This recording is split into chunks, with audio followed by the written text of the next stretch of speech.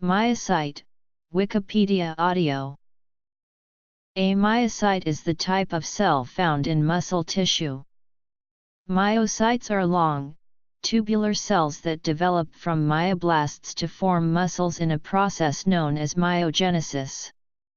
There are various specialized forms of myocytes: cardiac, skeletal, and smooth muscle cells, with various properties. The striated cells of cardiac and skeletal muscles are referred to as muscle fibers. Cardiomyocytes are the muscle fibers that form the chambers of the heart, and have a single central nucleus. Skeletal muscle fibers help support and move the body and tend to have peripheral nuclei. Smooth muscle cells control involuntary movements such as the peristalsis contractions in the esophagus and stomach. The unusual microstructure of muscle cells has led cell biologists to create specialized terminology. However, each term specific to muscle cells has a counterpart that is used in the terminology applied to other types of cells. The sarcoplasm is the cytoplasm of a muscle fiber. Most of the sarcoplasm is filled with myofibrils, which are long protein cords composed of myofilaments. The sarcoplasm is also composed of glycogen, a polysaccharide of glucose monomers, which provides energy to the cell with heightened exercise, and myoglobin, the red pigment that stores oxygen until needed for muscular activity.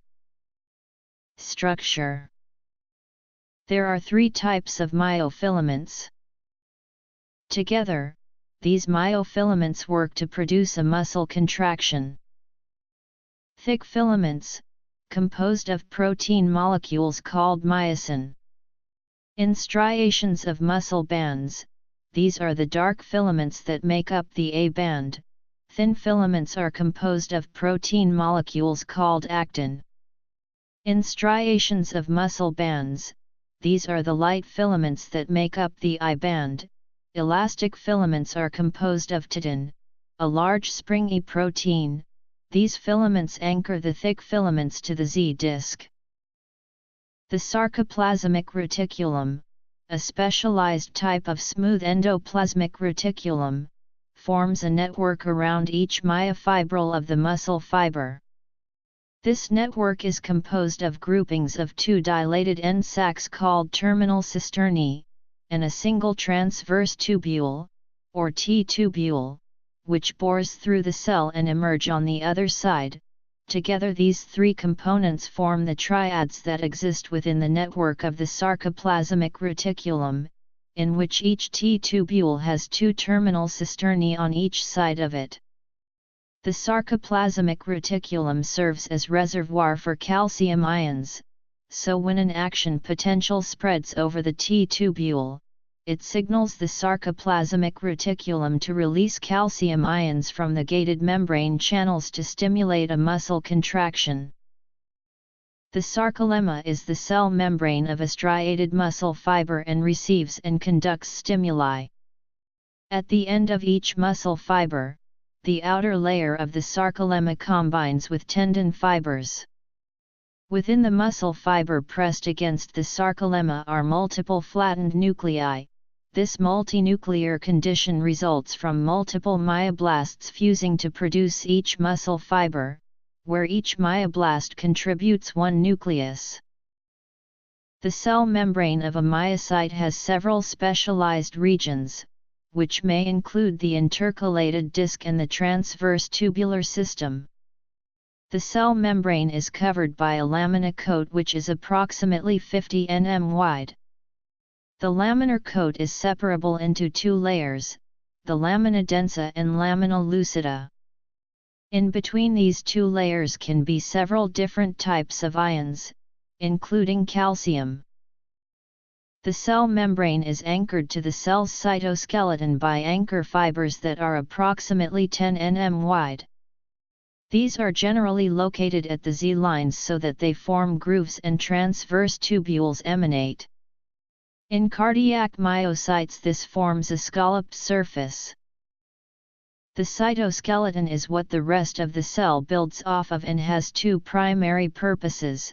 The first is to stabilize the topography of the intracellular components, and the second is to help control the size and shape of the cell. While the first function is important for biochemical processes, the latter is crucial in defining the surface-to-volume ratio of the cell. This heavily influences the potential electrical properties of excitable cells. Additionally, deviation from the standard shape and size of the cell can have negative prognostic impact. Each muscle fiber contains myofibrils, which are very long chains of sarcomeres, the contractile units of the cell. A cell from the biceps brachii muscle may contain 100,000 sarcomeres.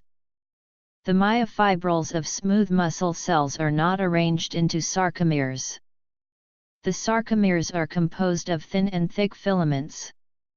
Thin filaments are made of actin and attach at Z lines, which help them line up correctly with each other. Troponins are found at intervals along the thin filaments. Thick filaments are made of the elongated protein myosin. The sarcomere does not contain organelles or a nucleus. Sarcomeres are marked by Z lines which show the beginning and the end of a sarcomere.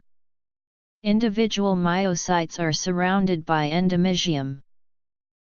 Myocytes are bound together by perimysium into bundles called fascicles.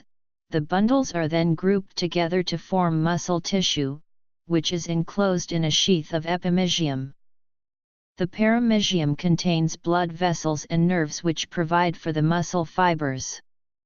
Muscle spindles are distributed throughout the muscles and provide sensory feedback information to the central nervous system.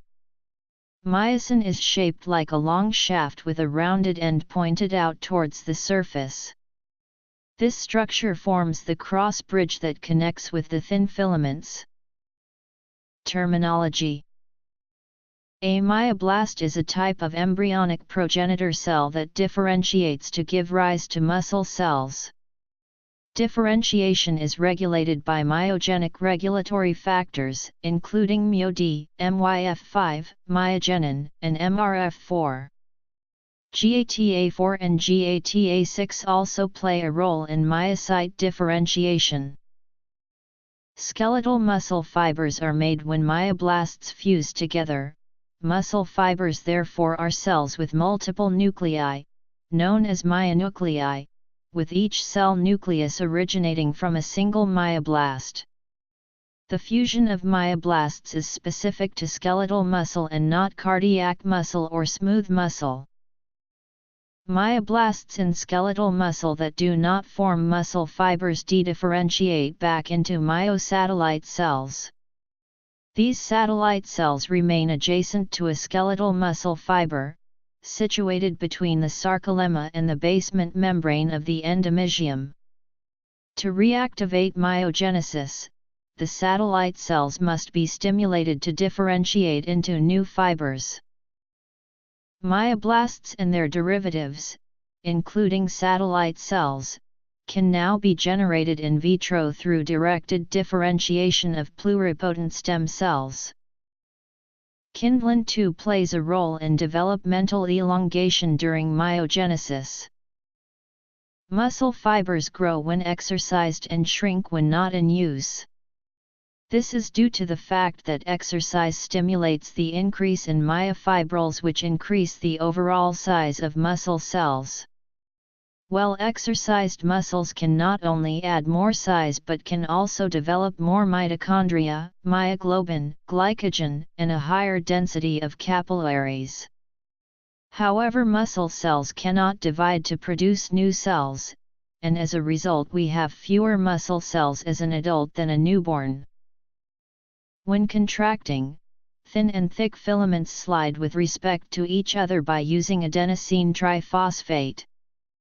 This pulls the Z discs closer together in a process called sliding filament mechanism. The contraction of all the sarcomeres results in the contraction of the whole muscle fiber. This contraction of the myocyte is triggered by the action potential over the cell membrane of the myocyte.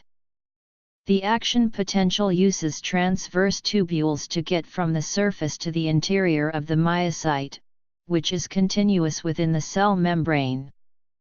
Sarcoplasmic reticula are membranous bags that transverse tubules touch but remain separate from. These wrap themselves around each sarcomere and are filled with Ca2+. Internal myofibrils. Excitation of a myocyte causes depolarization at its synapses, the neuromuscular junctions, which triggers action potential. With a singular neuromuscular junction, each muscle fiber receives input from just one somatic efferent neuron. Action potential in a somatic efferent neuron causes the release of the neurotransmitter acetylcholine. Development. Muscle fiber growth. Function. Muscle contraction. Kinds of contraction. When the acetylcholine is released, it diffuses across the synapse and binds to a receptor on the sarcolemma, a term unique to muscle cells that refers to the cell membrane. This initiates an impulse that travels across the sarcolemma. When the action potential reaches the sarcoplasmic reticulum, it triggers the release of Ca2+ from the Ca2+ channels. The Ca2+ flows from the sarcoplasmic reticulum into the sarcomere with both of its filaments. This causes the filaments to start sliding and the sarcomeres to become shorter. This requires a large amount of ADP, as it is used in both the attachment and release of every myosin head. Very quickly Ca2+ is actively transported back into the sarcoplasmic reticulum, which blocks the interaction between the thin and thick filament. This in turn causes the muscle cell to relax. There are four main different types of muscle contraction: twitch, trep, tetanus and isometric/isotonic. Twitch contraction is the process previously described, in which a single stimulus signals for a single contraction. In twitch contraction, the length of the contraction may vary depending on the size of the muscle cell. During trep, muscles do not start at maximum efficiency, instead they achieve increased strength of contraction due to repeated stimuli. Tetanus involves a sustained contraction of muscles due to a series of rapid stimuli, which can continue until the muscles fatigue. Isometric are skeletal muscle contractions that do not cause movement of the muscle. However, isotonic are skeletal muscles contractions that do cause movement. Fiber typing. Specialized cardiomyocytes located in the sinoatrial node are responsible for generating the electrical impulses that control the heart rate. There are numerous methods employed for fiber typing, and confusion between the methods is common among non-experts. Two commonly confused methods are histochemical staining for myosin ADPase activity and immunohistochemical staining for myosin heavy chain type. Myosin ADPase activity is commonly, and correctly, referred to as simply fiber type, and results from the direct assaying of ADPase activity under various conditions. Myosin heavy chain staining is most accurately referred to as MHC fiber type, e.g. MHC-IIA fibers, and results from determination of different MHC isoforms. These methods are closely related physiologically, as the MHC type is the primary determinant of ADPase activity. Note, however, that neither of these typing methods is directly metabolic in nature. They do not directly address oxidative or glycolytic capacity of the fiber. When type I or type II fibers are referred to generically, This most accurately refers to the sum of numerical fiber types as assessed by myosin ADPase activity staining. Below is a table showing the relationship between these two methods, limited to fiber types found in humans. Note the subtype capitalization used in fiber typing vs. MHC typing, and that some ADPase types actually contain multiple MHC types. Also, a subtype B or B is not expressed in humans by either method.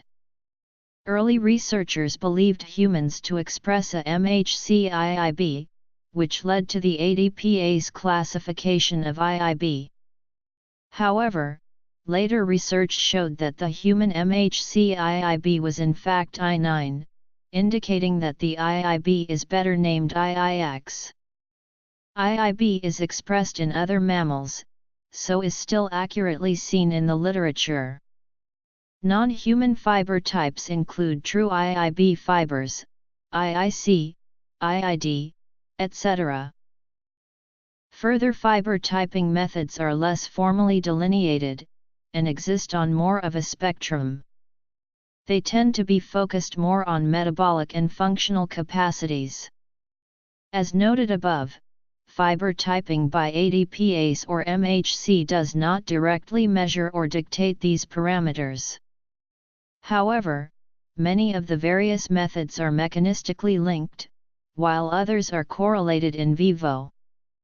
For instance, ADPase fiber type is related to contraction speed, because high ADPase activity allows faster cross-bridge cycling. While ADPase activity is only one component of contraction speed, type I fibers are slow, in part, because they have low speeds of ADPase activity in comparison to type II fibers. However, measuring contraction speed is not the same as ADPase fiber typing.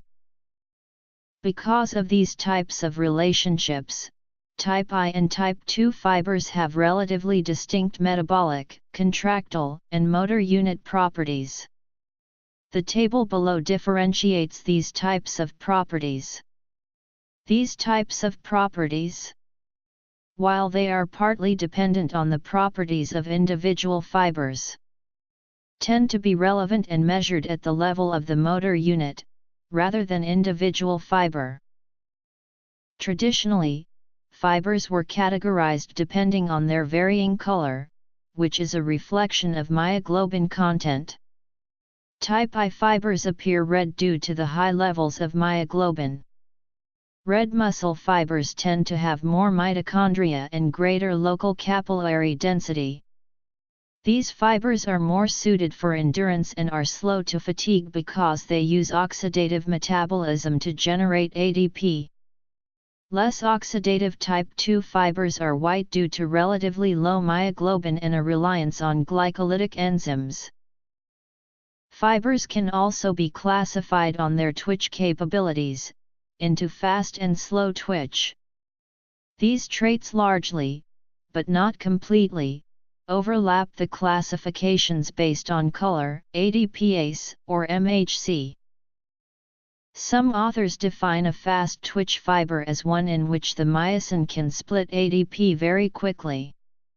These mainly include the ADPase type II and MHC type II fibers. However, fast twitch fibers also demonstrate a higher capability for electrochemical transmission of action potentials and a rapid level of calcium release and uptake by the sarcoplasmic reticulum. The fast twitch fibers rely on a well-developed, short-term, glycolytic system for energy transfer and can contract and develop tension at 2–3 times the rate of slow twitch fibers.